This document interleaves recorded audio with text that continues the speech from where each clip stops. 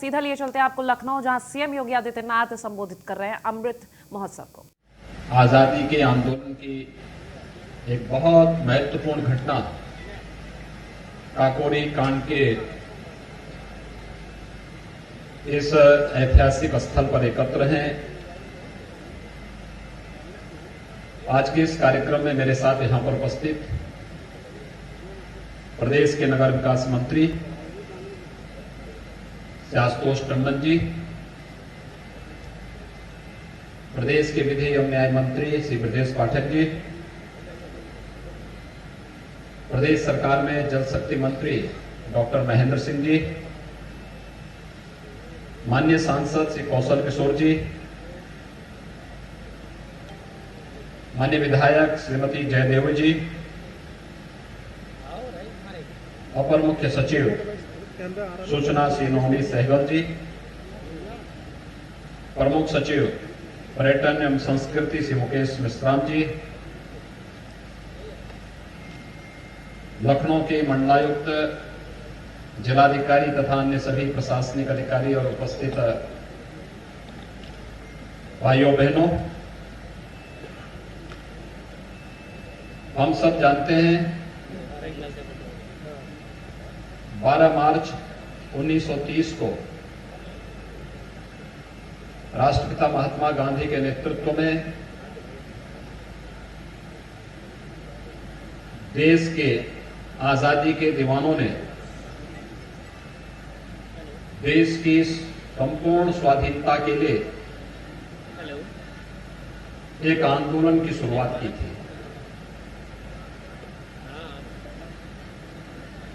सभी ने अवज्ञा के नाम पर भारत की स्वाधीनता आंदोलन के सुप्रसिद्ध इस आंदोलन का स्मरण करने के लिए आज आदरणीय प्रधानमंत्री जी के मार्गदर्शन में एक बार फिर से यह दांडी मार्च,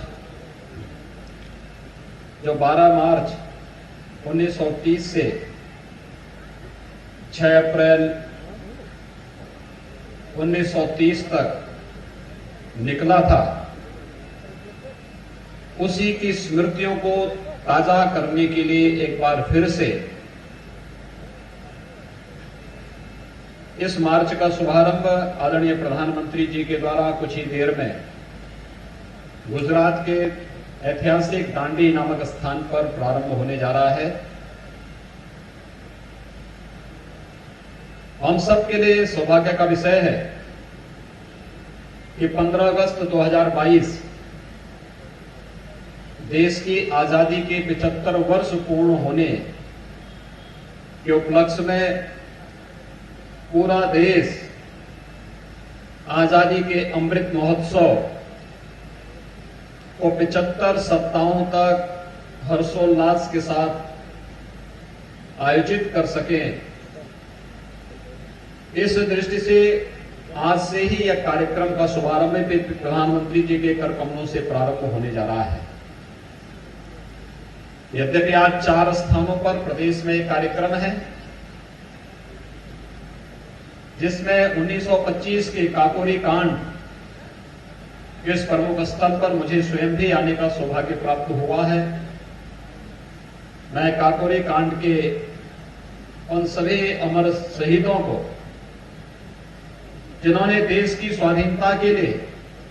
अपना सर्वस्व न्यौछावर किया था, पंडित राम प्रसाद बिस्मिल, राम प्रसाद लाहिड़ी, चंद्रशेखर आजाद, रोशन सिंह, असफाउल्ला खान, ऐसे वे क्रांतिकारी थे जिनके जीवन का लक्ष्य ही देश की स्वाधीनता का था और देश के दुश्मनों के खिलाफ हमें क्या रणनीति बनानी है। उस समय भारत की जनता के पैसे को भारत के खिलाफ ही इस्तेमाल करने, अंग्रेजों की रणनीति के खिलाफ उन्होंने काकोरी में उस सरकारी खजाने को लूटा था। जो भारत की जनता से लिया जा रहा था और जिसका दुरुपयोग भारत की जनता के दमन के लिए किया जा रहा था। काकोरी कांड के नाम पर विख्यात यह घटना भारत के इतिहास का एक महत्वपूर्ण घटना बनी। आज मेरा सौभाग्य है कि मैं भारत माता के उन महान सपूतों को, उन अमर शहीदों को यहां पर विनम्र श्रद्धांजलि देते हुए इस अमृत महोत्सव के कार्यक्रम के साथ जुड़ रहा हूं। मेरे सहयोगी मंत्रीगण मेरठ में, झांसी में और बलिया में भी अलग अलग स्थानों पर अमृत महोत्सव कार्यक्रम के साथ जुड़ रहे हैं। लेकिन हम सब जानते हैं 4 फरवरी 1922 को इस देश के अंदर आजादी के आंदोलन को एक नई दिशा देने वाली चोरी चौरा की ऐतिहासिक घटना भी घटित हुई थी। और चोरी चौरा की इस घटना के 100 वर्ष होने के उपलक्ष्य में 1 वर्ष तक चलने वाले कार्यक्रमों का शुभारंभ आदरणीय प्रधानमंत्री जी के कर कमलों से 4 फरवरी 2022 को प्रदेश सरकार पहले ही प्रारंभ कर चुकी है। हम लोगों ने तय किया जितनी भी आजादी के आंदोलन की प्रमुख तिथियां हैं, अगले 1 वर्ष के दौरान उस हर घटना में, हर शहीद स्मारक पर राज्य सरकार के स्तर पर स्थानीय प्रशासन और जन सहभागिता के साथ देश की आजादी के ज्ञात और अज्ञात उन सभी शहीदों को स्मरण करने के लिए हम लोग कार्यक्रम आयोजित करेंगे। वहां पर पुलिस धुन से अपने शहीदों को सम्मान देंगे और वहां पर सांस्कृतिक और ऐतिहासिक परिप्रेक्ष्य से जुड़े हुए वे सभी कार्यक्रम आयोजित होंगे जो देश की वर्तमान पीढ़ी को देश के स्वाधीनता आंदोलन का स्मरण पुनः पुनः कराते हुए उन्हें वर्तमान चुनौतियों से जूझने के लिए एक नई प्रेरणा और एक नई ऊर्जा प्रदान कर सकें। आज 4 स्थानों पर प्रदेश के अंदर कार्यक्रम है, लेकिन देश के अंदर 75 ऐसे स्थानों पर एक कार्यक्रम हर्षोल्लास के साथ मनाए जा रहे हैं, जहां पर आजादी के बंदों के प्रति नमन करने के लिए हजारों की संख्या में नागरिकगण उपस्थित होकर के देश की स्वाधीनता आंदोलन का स्मरण करते हुए भारत माता के उन महान सपूतों को, देश के स्वाधीनता आंदोलन के साथ जुड़े हुए अमर शहीदों को न केवल स्मरण कर रहा है बल्कि अपनी विनम्र श्रद्धांजलि अर्पित करते हुए उन्हें कोटि कोटि नमन भी कर रहा है। भाइयों बहनों, आजादी के आंदोलन और उस आंदोलन से जिस बेरहमी के साथ उस समय की सरकार निपट रही थी, यह आज के परिप्रेक्ष्य में जनता को और खासतौर पर युवा पीढ़ी को इन सभी बातों को स्मरण रखना होगा। यह आजादी अचानक नहीं मिली। आजादी के लिए अनगिनत संघर्ष हुए। आजादी के लिए उस समय की युवा पीढ़ी ने अपना बलिदान दिया,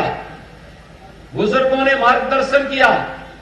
माताओं और बहनों ने उस आंदोलन के साथ जुड़ करके इस पूरे आंदोलन को एक नई दिशा देने का कार्य किया था। हमें आजादी की इस कीमत को हर हाल में स्मरण करते हुए अपने देश की स्वाधीनता को क्षुण्ण बनाए रखना होगा। याद करिए 2022 देश की आजादी की अमृत महोत्सव का है और हमें स्मरण करना होगा आगामी 25 वर्षों की उस कार्य योजना को लेकर के चलना होगा कि जब देश 2047 में अपनी आजादी के 100 वर्ष पूरा कर रहा होगा। इन 100 वर्षों के दौरान हमने क्या पाया है और क्या खोया है, इसका स्मरण करते हुए हम भारत की आजादी को क्षुण्ण बनाए रखते हुए एक भारत श्रेष्ठ भारत की और प्रधानमंत्री मोदी जी के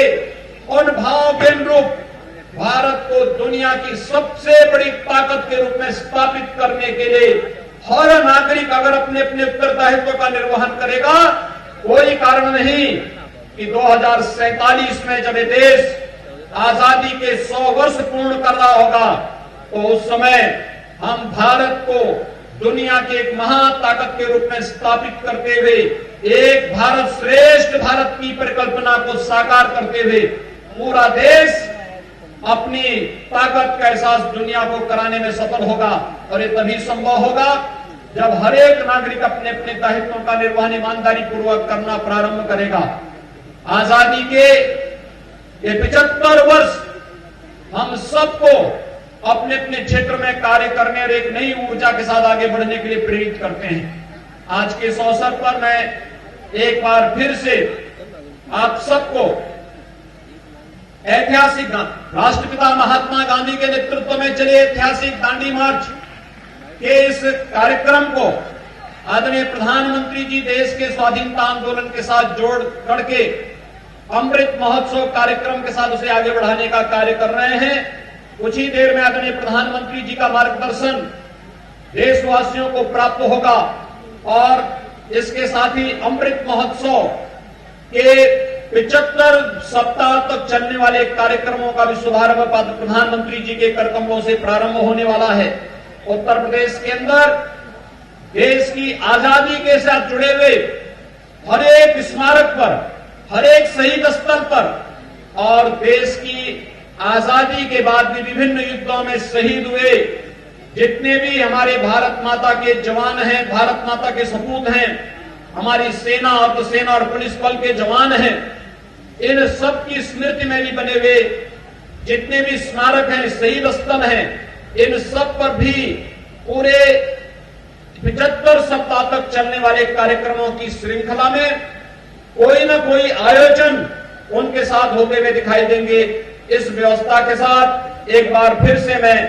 आज के इस ऐतिहासिक स्थल पर ऐतिहासिक दांडी मार्च के शुभारंभ और अमृत महोत्सव के 75 सप्ताह तक चलने वाले पूरे कार्यक्रम के प्रति प्रदेशवासियों का आह्वान करते हुए आप सबका हृदय से अभिनंदन करता हूं। पूरे कार्यक्रम के प्रति अपनी शुभकामनाएं देते हुए आप सभी के प्रति मैं हृदय से बधाई देता हूं, शुभकामनाएं देता हूं और आजादी के आंदोलन में ज्ञात और अज्ञात भारत माता के उन महान सपूतों के प्रति कोटि कोटि नमन करते हुए विश्वास व्यक्त करता हूं कि उनका त्याग और बलिदान हम सबको एक नई प्रेरणा प्रदान करेगा और भारत को एक भारत श्रेष्ठ भारत के मार्ग पर ले जाते हुए भारत को दुनिया की एक महाशक्ति के रूप में स्थापित करने में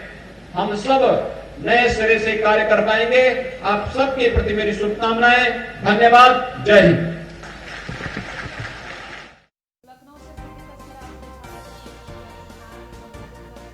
उन्होंने अपने संबोधन के दौरान तमाम बातें कही और शहीदों को याद करते हुए उन्होंने कहा कि क्रांतिकारियों को हमेशा याद रखा जाएगा, देश के शहीदों को सम्मान हमेशा मिलेगा और उन्हीं के सम्मान का ये कार्यक्रम है। आपसे कुछ ही देर बाद इस कार्यक्रम का वर्चुअली उद्घाटन करेंगे पीएम नरेंद्र मोदी और संवाद भी साधेंगे वर्चुअली।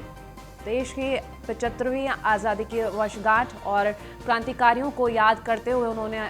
सीएम योगी आदित्यनाथ ने अपने संबोधन में कई महत्वपूर्ण बातें कही। काकोरी कांड को लेकर उन्होंने बात कही और साथ ही उन्होंने कहा कि शताब्दी समारोह 1 साल तक चलेगा। अपने संबोधन के जरिए लोगों से संवाद तो साधाई और साथ ही उन्होंने शहीदों को नमन भी किया। इस दौरान आपको बता दें, जैसे ही वो काकोरी शहीद मंदिर पहुंचे उन्होंने सबसे पहले तमाम प्रतिमाओं पर माल्यार्पण किया। उसके बाद अपने संबोधन की जब शुरुआत उन्होंने की तो तमाम अहम बातें रखी और शहीदों को नमन करते उन्होंने साफ कहा कि देश कभी भी क्रांतिकारियों को भूलेगा नहीं, हमेशा उन्हें याद रखा जाएगा। और शताब्दी समारोह को लेकर उन्होंने साफ कहा 1 साल तक ये कार्यक्रम चलेगा। देश के अंदर 75 जगहों पर ऐसे कार्यक्रम चल रहे हैं। क्रांतिकारियों का बलिदान देश कभी भी नहीं भूलेगा।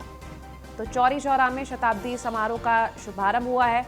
और इस शताब्दी समारोह को लेकर उन्होंने कहा कि 1 साल तक ये शताब्दी समारोह चलेगा।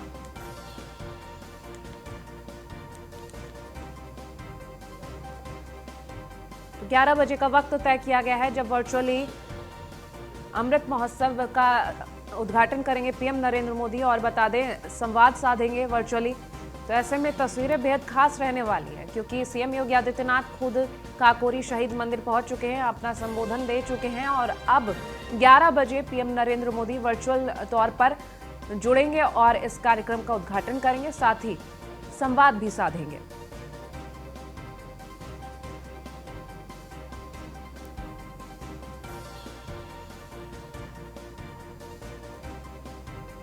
एक साल तक चलेगा शताब्दी समारोह।